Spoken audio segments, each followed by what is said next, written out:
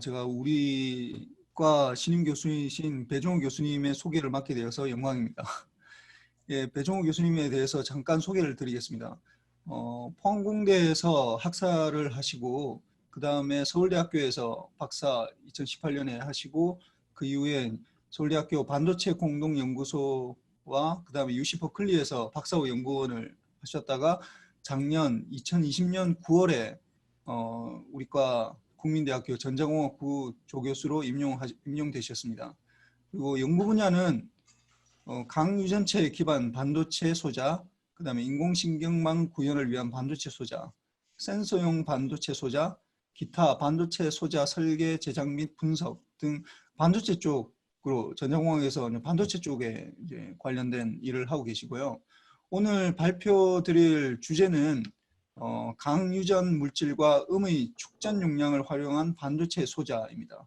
예, 교수님 발표 시작하면 되겠습니다. 예, 감사합니다. 안녕하세요. 전자공학부 배종우입니다. 일단 주민철 교수님 소개 감사드립니다. 그리고 오늘 참여해 주신 분들께도 다 감사드립니다.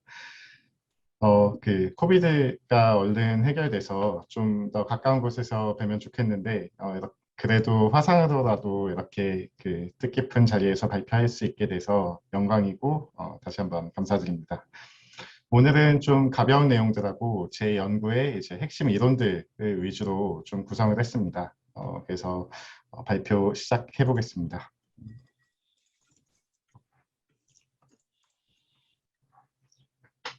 네, 오늘 말씀드릴 내용은 강유전 물질 그리고 음의 축전 용량을 활용한 반도체 소자에 대한 내용입니다.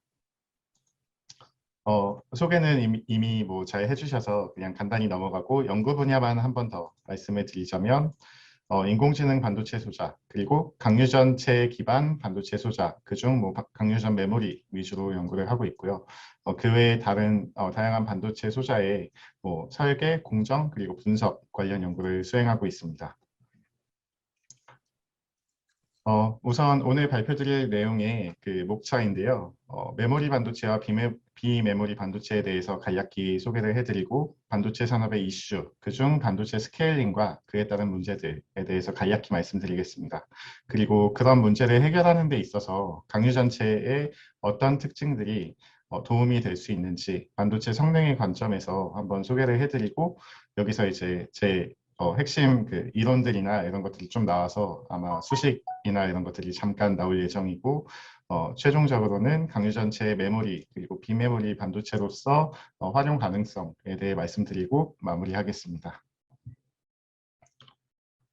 일단 반도체 하면 최근에 이제 주식이나 이런 것들 관심이 많으시면서 더 많은 정보들을 접하고 계실 텐데요. 최근 한국일보에 나와 있던 기사 중에 하나입니다.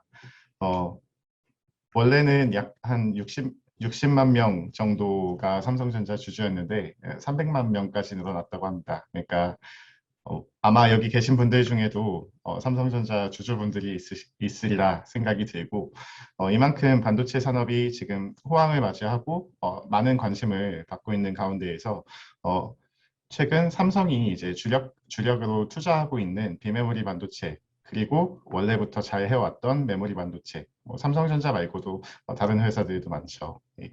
그래서 그런 것들이 어떤 내용인지에 대해서 간략히 먼저 소개를 해드리려고 합니다. 일단 비메모리 반도체와 메모리 반도체 이 두 가지를 비교하려면 기본적으로는 전압과 트랜지스터의 역할 그리고 그것들을 어떻게 활용하는지에 대해서 봐야 하는데요. 사실은 완전 비전공자를 대상으로 한다고 생각하고 준비한 슬라이드여서 약간 쉬운 내용이 많이 포함되어 있을 것 같습니다. 기본적으로는 발전소 혹은 배터리가 이제 저희가 사용하는 전기를 공급하고 이런 부분은 이제 물의 입장에서는 상수도 혹은 수온에 해당한다고 볼 수 있습니다. 그래서 이러한 전기의 흐름을 우리는 트랜지스터를 이용해서 조절하는데 여기서 이 트랜지스터가 맡는 역할은 전력 소자 같은 경우에는 일종의 댐 같은 역할을 한다든지 아니면 수도꼭지나 밸브 같이 우리가 실제 사용하는 곳에서 전류의 흐름을 조절하는 그런 역할을 하게 됩니다. 그래서 전자회로 혹은 비메모리 반도체로서의 어플리케이션 측면에서는 다음과 같이 배관과 밸브를 우리가 원하는 대로 연결하고 거기에 이제 밸브들을 적재적소에 삽입함으로써 우리가 원하는 어떤 로직이나 연산의 기능을 구현하는 그런 방향으로 활용된다고 볼 수 있고, 메모리 반도체 측면에서는 다음과 같이 뭐 수도꼭지가 닫혀 있으면 0, 켜져 있으면 1 이런 형태로 01, 01 이렇게 데이터를 저장한다던가, 혹은 이 물 자체를 물컵에 담아서 뭐 데이터를 저장한다던가 이런 형태로 활용이 가능할 겁니다. 그러면 전자회로의 성능을 높여서 더 많은 것을 활용하기 위해서는 더 많은 트랜지스터 그리고 더 많은 배관, 뭐 금속 라인 같은 거 있죠. 그런 것들을 연결을 할 수 있어야 하고, 메모리로서 더 많은 용량을 저장하기 위해서는 이 수도꼭지 하나하나가 더 작고 미세해져서 더 많은 양이 집적될 수 있어야 할 겁니다. 비메모리 반도체의 대표로는 뭐 CPU나 GPU 이런 것들을 들 수 있을 거고요. 메모리 반도체의 대표는 당연히 D램과 NAND 플래시를 들 수 있을 겁니다.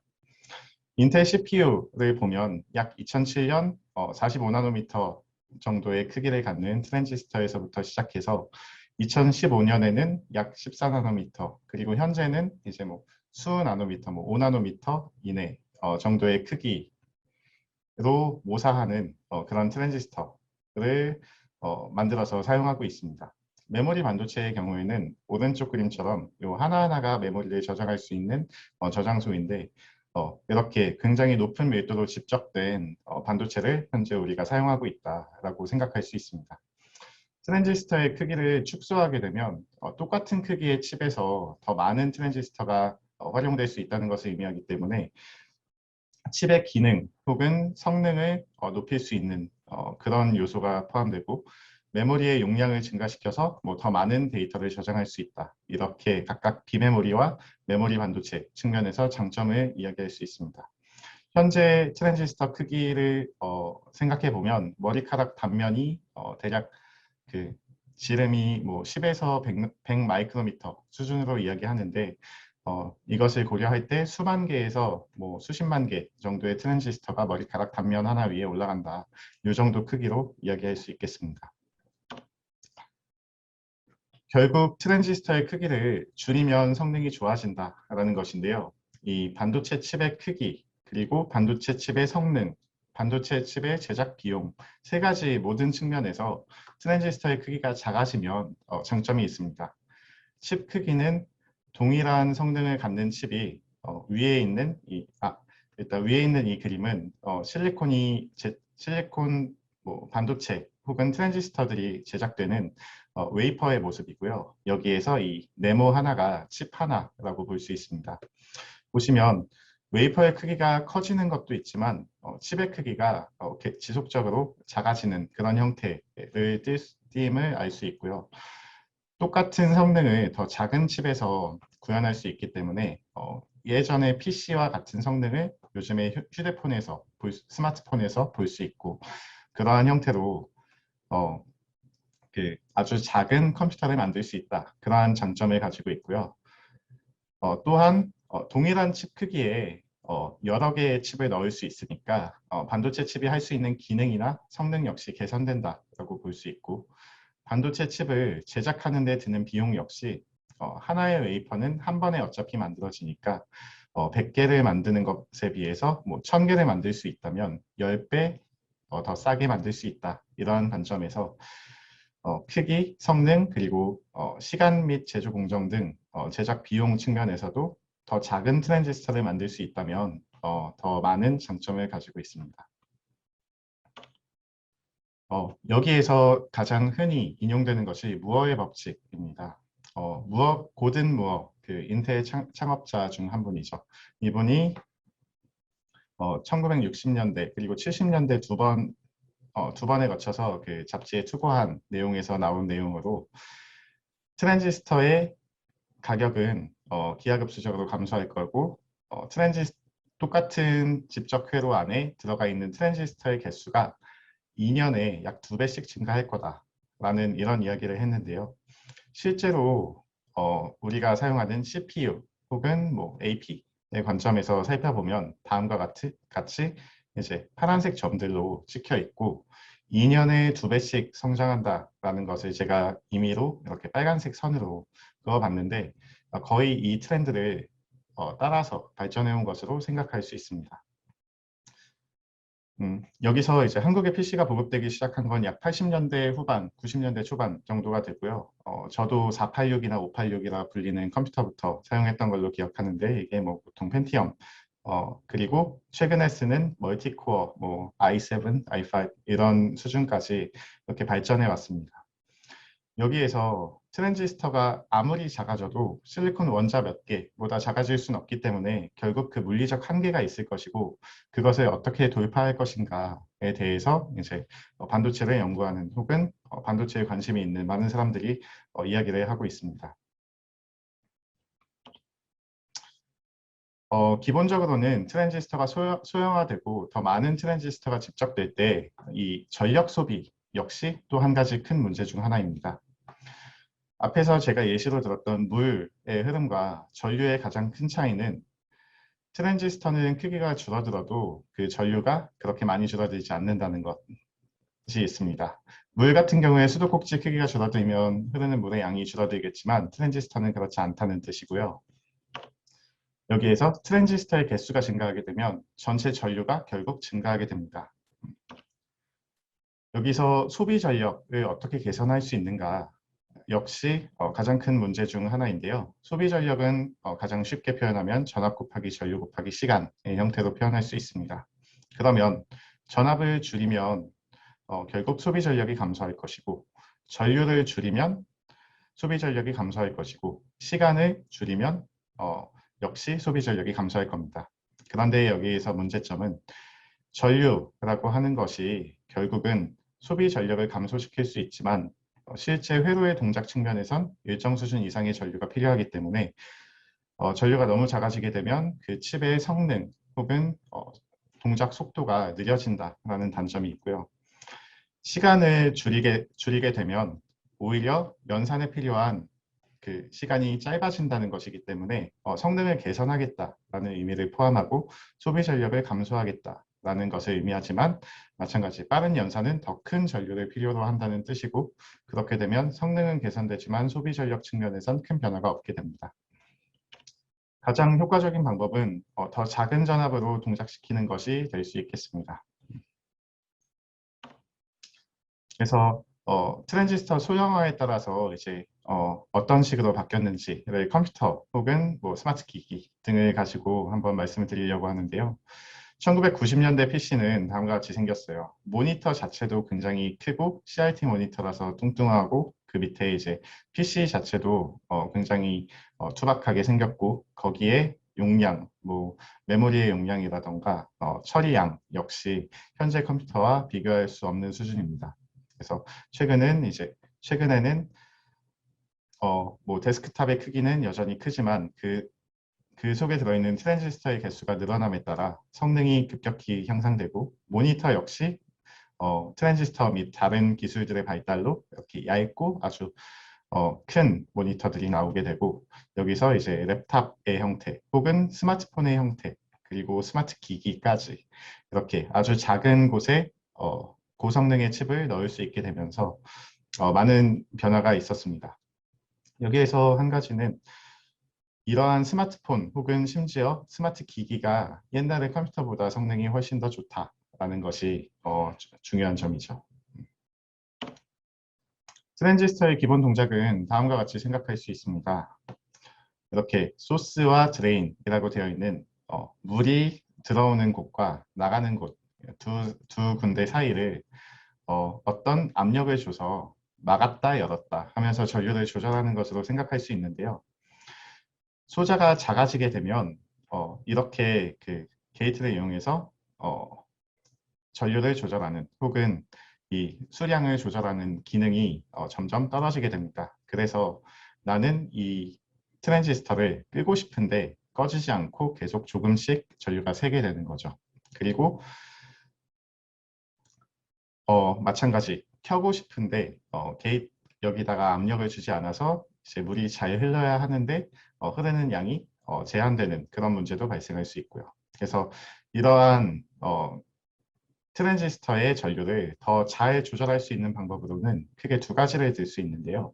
게이트가 흐르는 물의 수량 혹은 전류의 크기에 미치는 영향을 증가하는 방법이 있을 거고요. 위의 그림에서는 뭐 튜브를 좀 물렁하게 해서 이렇게 압력을 가했을 때 좀 더 잘 컨트롤되게 하는 그런 방법이 있을 겁니다. 그리고 이건 전자소자에선 게이트의 축전 용량을 증가시키는 방향으로 생각할 수 있겠습니다. 또 다른 한 가지는 위의 그림에서 보이는 것처럼 이렇게 뭐 그냥 놓고 위에서만 누르는 게 아니고 이렇게 쥐어짜는 형태로 위쪽, 아래쪽, 좌우, 상하 모든 면에서 이렇게 압력을 가해 줄 수 있게 되면 완벽하게 조절할 수 있겠다. 이러한 두 가지 관점이 있습니다. 이 중 제가 현재 연구를 하고 있는 내용은 첫 번째 내용에 좀 더 부합합니다. 트랜지스터의 축전 용량을 어떻게 증가할 것인가에 대해서 기존에 이제 사용하던 방법에 대해서 한번 말씀을 드리겠습니다. 기존에는 축전 용량이라는 것은 결국 두 개의 하나의 금속판 그리고 실리콘 이 사이에 이 물질을 잘 설계함으로써 축전 용량을 증가시킬 수 있는데요. 유전상수가 더 큰 물질을 사용해서 일단 축전 용량은 다음과 같이 면적 나누기 두께분의 유전상수의 형태로 표현됩니다. 당연히 유전상수가 더 큰 물질을 사용하면 축전 용량이 증가해서 게이트가 채널에 영향을 더 잘 미칠 수 있게 되고요. 면적을 크게 하는 것도 한 가지 방법이 될 수 있을 겁니다. 그리고 유전체의 두께를 감소하는 것도 한 가지 방법이 될 거고요. 여기에서 유전상수가 더 큰 물질을 사용하는 것은 하이-K 메탈 게이트라는 형태로 이 하이 카파 메탈 게이트의 형태로 이 카파가 유전상수를 의미합니다. 그래서 물질을 바꾸는 것이고 이미 기존에 적용된 기술입니다. 그 다음 유전체의 두께를 감소시키는 방법이 있을 텐데요. 이미 거의 물리적 한계까지 얇아진 상황이라서 이미 도입된 기술이고 더 개선하기 어려운 면이 있습니다. 다른 측면은 면적을 증가시키는 건데요. 우리가 트랜지스터를 작게 만들고 싶은 거니까 이건 적용하기 어려운 방법 중 하나라고 생각할 수 있겠습니다. 또 다른 한 가지 측면은 구조적 변화인데요. 아까 손으로 이렇게 쥐어짜듯이 위아래 상하 좌우 모든 면에서 게이트가 채널에 영향을 줘서 전류를 조절할 수 있으면 된다라는 컨셉에 맞게 원래 이렇게 평판 트랜지스터 구조를 가지고 있었는데 이렇게 핀의 형태로 채널이 위쪽으로 게이트 안쪽으로 파고 들어가 있는 그런 형태를 도입하고 마지막으로는 게이트가 채널의 주변에 모두 감싸고 있는 이런 게이트 올 어라운드 구조 혹은 뭐 회사에서는 MBC 팻이라 부르는 이러한 구조로 넘어가고 있습니다. 현재는 우리는 이런 핀팻을 사용하고 있고 트라이게이트 팻이라고도 부릅니다. 그런데 GA는 개발 중이고 TSMC와 삼성 두 회사가 지금 누가 먼저 더 작은 걸 개발하는지를 두고 경쟁하고 있습니다. 제가 하고 있는 것은 재료를 바꿔서 축전 용량을 증가시키는 방법입니다. 여기서 축전 용량, 그중 유전체에 대해서 조금 이야기를 해야 하는데요. 기본적으로 유전체는 핵과 뭐 전자가 주변에 이렇게 구름 형태로 감싸고 있는 구조라고 볼 수 있습니다. 여기에서 전압을 인가하게 되면 그 인가된 전압, 플러스 마이너스가 인가되었다고 하면 이 전압에 맞춰서 전자구름이 한쪽으로 치우치는 그런 형태를 가지거나 혹은 그 원자들이 유전체를 이루고 있는 그 이온들이 이동을 하는 형태로 해서 다음과 같이 일종의 분극을 형성하게 됩니다. 여기에서 내부에 있는 그 분극들은 서로 다 상쇄해서 없는 것으로 볼 수 있지만 여기 사이드 쪽에는 일부가 남아 있어서 금속 혹은 반도체 물질에 전자를 유기하거나 혹은 없애거나 하는 그런 동작을 하게 됩니다. 중요한 것은 여기서 전압을 없애게 되면 다시 재빠르게 원래 상태로 돌아온다는 것입니다. 제가 하고 있는 강유 전체는 여기에서 한 가지 차이점을 가지고 있습니다. 전압을 인가하면 다음과 같이 분극이 발생하는데 이 상태에서 전압을 제거해도 분극이 유지된다는 것이 그 핵심입니다. 그래서 이 분극을 만약에 바꾸고 싶으면 원래 인가했던 플러스 마이너스 전압과 반대가 되는 마이너스 플러스 전압을 줘서 이 분극을 반대 방향으로 바꾸는 그러한 식의 동작을 할 수 있게 됩니다. 이것은 상자성체와 강자성체, 자석의 예를 들 수 있는데요. 기본적으로 처음에는 어떤 물질이든 다 임의로 이렇게 내부에 자성을 띠는 그 극성 분자들이 이렇게 배치되어 있다고 할 수 있습니다. 이 상태에서 외부에 영구 자석을 갖다 댄다던가 혹은 전자석을 갖다 댄다던가 해서 자기장을 형성해 주게 되면 그것에 맞게 배치됩니다. 여기에서 상자성체는 자기장을 제거하면 다시 초기 임의의 상태로 돌아오는 반면 강자성체는 자기장을 제거해도 그 원래 조금 전에 그 상태를 유지하고 있습니다. 이것을 자화라고 하고 뭐 가장 흔한 예시로 철을 들 수 있죠. 강유전체는 이 오른쪽 강자성체와 비슷한 특성을 자성이 아닌 유전의 형태로 가지고 있다. 이렇게 볼 수 있습니다. 어떻게 그런 것이 가능한가를 생각해 보면 이 그림을 보시면 되는데요.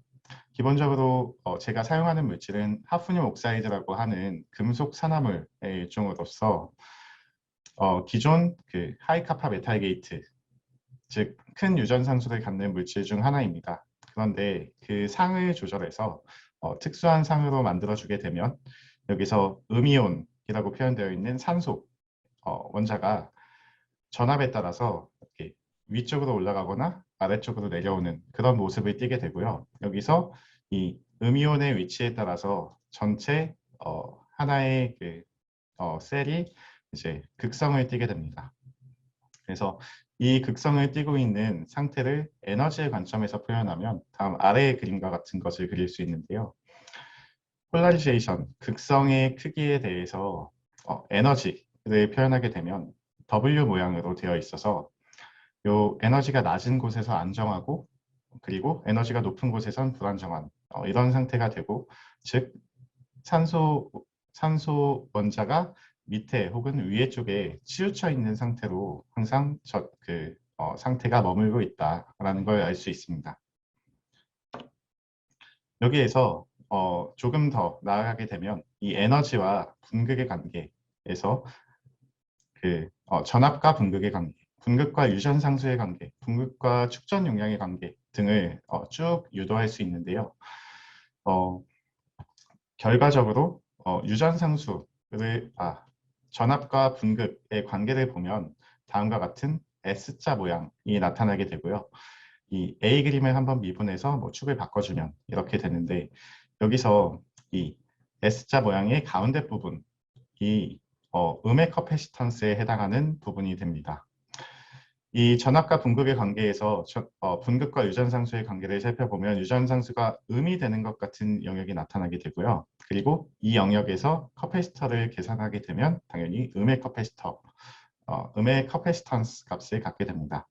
즉 전압의 크기가 감소하는데 전하량이 오히려 증가하는 그런 영역이 존재한다는 뜻입니다. 수학적으로 풀어보면은 뭐 다음과 같은데요. 이건 약간 이론적인 거니까 간략히 넘어가겠습니다.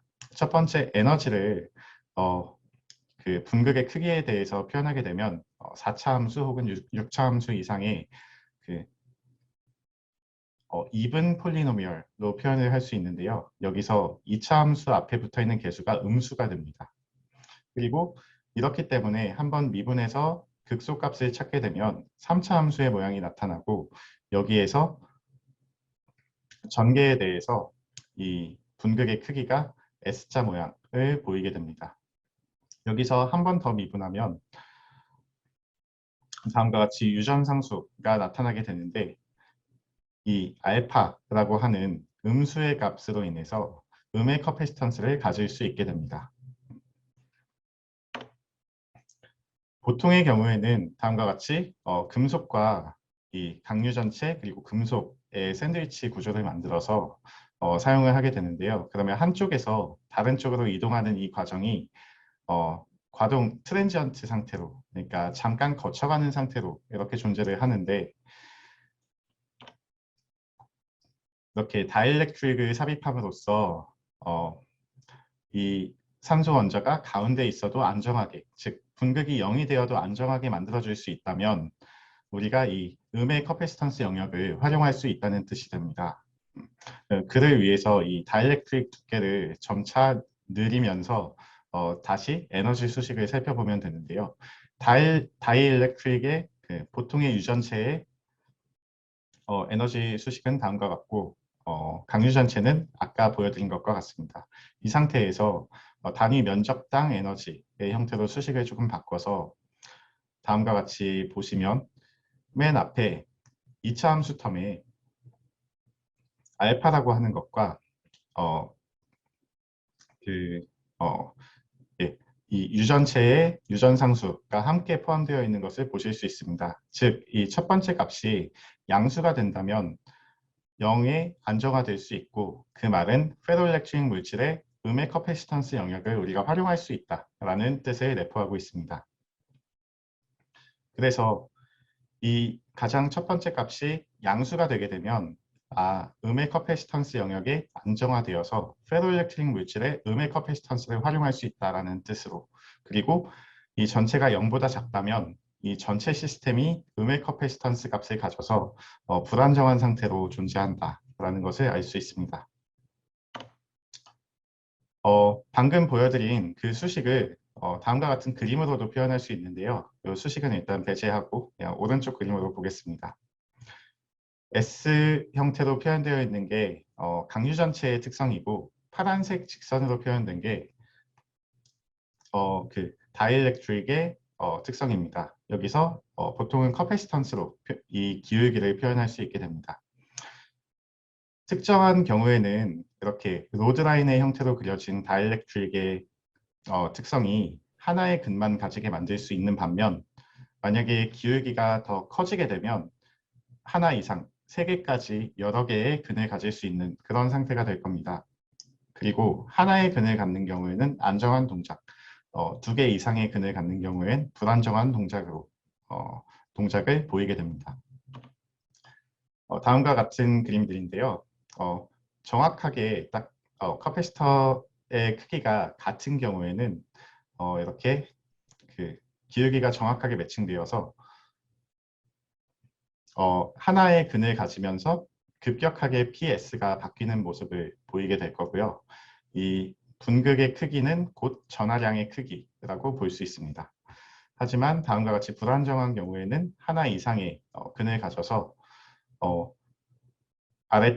아래쪽에 마이너스 값의 분극을 가지다가 갑자기 양의 분극을 가지는 이런 2개의 상태 사이를 왔다 갔다 하면서 그 음의 커패시턴스가 동작하게 됩니다. 여기서 PS라고 하는 그 분극의 크기가 전하량과 거의 유사하다. 양쪽에 유기되는 전하량과 유사하다라는 가정을 하고 살펴보게 되면 이렇게 슬롭이 완벽하게 매칭된 경우에는 전압에 따라서 전하량이 급격히 증가하는, 하지만 근은 하나만 갖는 이런 경우를 생각할 수 있고요. 모스펫의 입장에서 생각하면 트랜지스터가 꺼져 있다가 특정 전압을 넘으면 갑자기 켜지는 이런 형태로 생각할 수 있습니다. 즉, 누설 전류는 작고 온 전류는 더 큰 그런 형태의 소자를 만들 수 있고 동작 전압을 요 범위로 이렇게 아주 작은 범위로 한정할 수 있게 됩니다. 만약 완벽하게 매칭이 되지는 않았지만 그래도 유일한 하나의 해를 갖는 이런 경우를 생각하면 기존보다 조금 더 이렇게 가파르게 전압이 인가됨에 따라 Q가 바뀌는 이런 모습을 볼 수 있고 이런 경우에는 유전상수가 더 큰 것과 동일한 특성을 보이게 됩니다. 마지막으로 안정하지 않은 동작의 경우에는 보통 우리가 전압 소스를 활용하기 때문에 전압이 뒤로 가는 이런 스냅백 현상은 발생하지 않고 그냥 동일 전압에서 전하량만 바뀌는 이런 히스테리틱한 특성을 보이게 되고 여기에서 이 가운데 위쪽과 아래쪽 상태를 메모리의 1과 0 상태로 활용하게 됩니다. 실제로 모스펫을 사용하게 되면 앞에서 보여드렸던 예시보다는 좀 더 복잡한 일이 발생합니다. 이 기울기가 모스펫의 커패시터의 형태가 되기 때문에 모스펫의 각 동작 영역, 축적 영역, 공핍 영역, 반전 영역에 따라서 그 캡 값이 다르고 기울기가 달라지기 때문인데요. 그래서 여러 개의 그 근을 갖는 상태를 얻기가 쉽고, 이렇게 유일한 근을 갖는 하나의 근을 갖는 경우는 상대적으로 얻기가 어렵고, 거기에 이 기울기가 완벽하게 매칭된 그런 결과를 얻는 것도 쉽지 않습니다.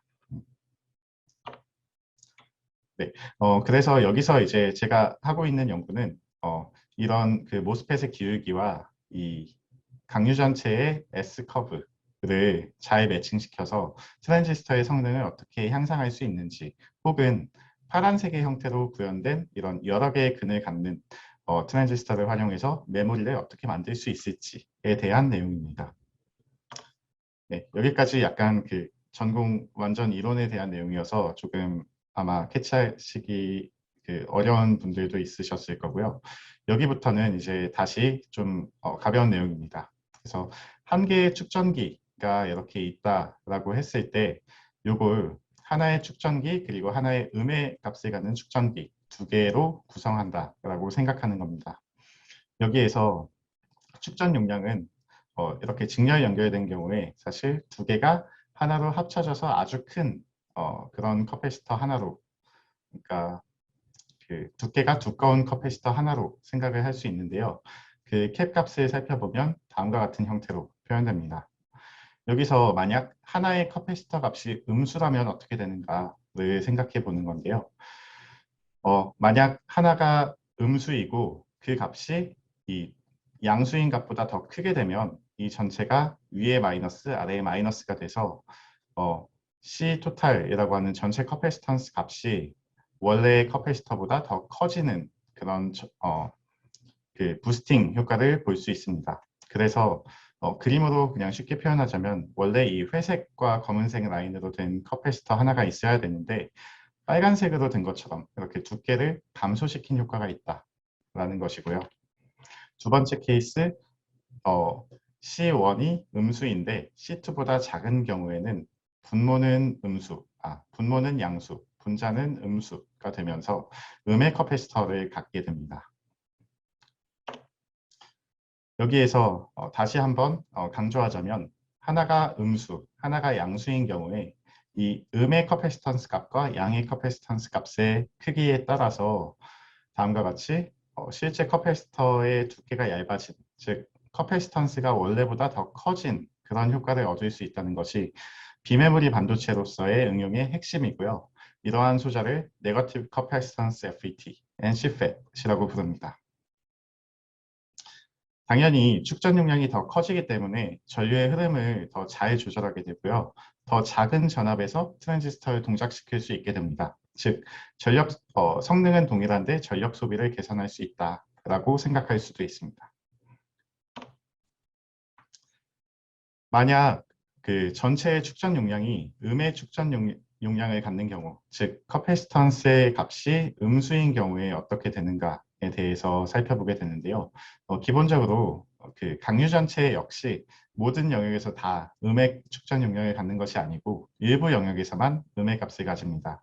따라서 다음과 같이 전압에 대해서 전하가 변화하는 것을 보면 전압은 이렇게 뒤로 가지 않는 전압 소스, 전압 공급원을 사용하기 때문에 이렇게 급격히 전하량이 변화하고 다시 급격히 전하량이 변화하는 이런 그 윈도우가 있는 히스테리틱한 모습을 보이게 되고, 여기서 위쪽의 상태에 그 분극이 형성되어 있는지 아래쪽에 형성되어 있는지에 따라서 메모리로서 활용이 가능합니다.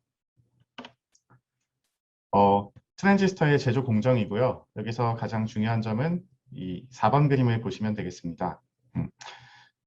이렇게 반도체 물질이 판의 형태로 형성되어 있고요. 여기에 좌측과 우측을 통해서 전류가 흐르는데 이 가운데에 그 제가 앞에서 말씀드린 그 강류 전체 물질을 한번 덮고 그 위에 게이트를 놓음으로써 트랜지스터를 만들게 됩니다. 이게 제가 만들었던 트랜지스터의 모습 중 하나이고요.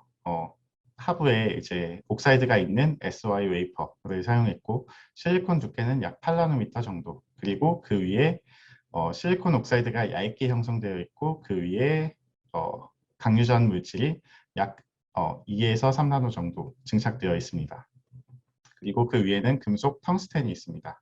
그래서 좌측과 우측을 통해 전류가 이렇게 흐르게 되고 가운데 있는 이 라인을 통해 전류의 흐름을 조절하게 됩니다. 여기에서 만든 소자는 게이트 길이 50나노미터 정도의 좀 비교적 작은 소자였고요. 기존에 사용하는 그 높은 유전 상수를 갖는 하프늄 옥사이드 물질 대비 페로일렉트릭 물질을 활용한 경우 다음과 같이 더 좋은 스위칭 특성을 보이게 되고, 예를 들어 우리가 사용해야 하는 전류 수준이 여기 1 마이크로암페어 수준이라고 하면 더 작은 전압에서 동작시킬 수 있다라는 결론을 얻을 수 있습니다. 또 한 가지는 게이트 절연막의 전체 두께는 2.7나노미터인데 이 중 실리콘 산화막의 두께는 약 1나노미터 정도입니다. 그런데 측정을 통해서 얻어진 그 두께, 이 절연막의 두께를 실리콘 산화막으로 변환했을 때, 즉 EOT를 봤을 때 약 0.7나노미터로 그 두께가 실제 실리콘 산화막의 두께보다 더 작아진 그런 모습을 볼 수 있고요. 이것이 제가 앞에서 소개해드렸던 이 음의 커패시터를 적용함으로써 커패시터 값 자체가 더 커질 수 있다, 두께가 더 얇아 보일 수 있다 하는 내용의 증거로서 생각 가능합니다. 결과적으로는 축전 용량이 증가했다는 이야기입니다. 그래서 전압에 따른 축전 용량을 살펴보면 다음과 같이 변화하는데, 레퍼런스 대비 그 강유 전체를 활용한 경우에 더 가파르게 변화하는 모습을 볼 수 있고요. 그리고 전류 특성 역시 여기서는 크게 차이가 안 나 보이지만 더 가파릅니다. 그래서 이 기울기를 플롯하면 오른쪽 그림과 같은데, 기울기의 역수를 보여줍니다. 기존 대비 요 강유 전체 스택을 사용한 경우에 이 기울기의 역수값이 더 낮아지게 되고요. 이것은 더 가파르게 변화한다라는 것을 의미합니다. 또 더 작은 트랜지스터, 약 30나노미터 정도의 게이트 길이를 갖는 트랜지스터에서 누설 전류 성분이 감소하는 것을 관찰한다던가, 혹은 그 드레인 전압이 바뀜에 따라서 전류가 더 잘 바뀌지 않는 이런 특성을 확보한다던가 하는 더 좋은 스위칭 특성을 확보할 수 있었고, 더 작은 트랜지스터에서 성능이 개선될 수 있음을 확인했습니다. 다음으로는 메모리 소자 어플리케이션입니다. 이 메모리 소자는 보통 데이터를 저장하는 그런 용도로 사용되는데, 이 소자의 구조는 앞에서 보여드린 것과 동일하고 한 가지 차이점은 이 절연막의 두께만 조금 바뀐 것으로 생각하시면 됩니다. 그래서 전압을 바꿈에 따라 앞에서 말씀드린 바와 같이 이렇게 스레숄드 볼티지가 변화하는 그런 결과를 볼 수 있고, 0V를 딱 잡아서 전류를 본다면 전류가 큰 상태는 1, 전류가 작은 상태는 0으로 데이터 저장 능력이 있음을 알 수 있습니다. 한 가지 가장 중요한 점은 데이터를 저장하는 데 필요한 전압이 플래시 대비 약 3분의 1 수준이고요. 데이터의 저장 속도가 플래시 대비 약 100배 정도 빠릅니다. 즉 한 100나노세크 정도의 빠른 시간에서도 사용 가능해요. 그래서 이런 USB 메모리나 하드디스크에서 이제 SSD로 많이 넘어간 이런 저장소로 사용하게 되면 더 빠른, 그리고 더 전력을 작게 소비하는 그런 메모리로 활용할 수 있다라는 장점이 있습니다. 그래서 이런 메모리 측면에서는 구조를 바꿔서 그 성능을 더 좋게 만드는 이런 연구를 수행했었는데요. 게이트에다가 다음과 같이 게이트가 아래쪽으로 파묻혀져 있는 이런 구조, 즉 채널이 일부 없어지고 이렇게 소스와 드레인이 형성돼서 밑으로 이렇게 게이트를 감싸고 있는 구조를 만들게 되면 강유 전체 물질에 인가되는 전압을 더 강화시킬 수 있게 됩니다. 전개를 강화시킬 수 있게 됩니다. 그리고 전개를 강화하게 되면 데이터를 저장하는 속도를 늘릴 수 있기 때문에 기존 구조 대비 약 2에서 30% 저장 속도를 개선하고, 저장 전압 역시 약 2에서 30% 정도 감소할 수 있는 이런 결과를 확인했습니다. 네, 정리하겠습니다.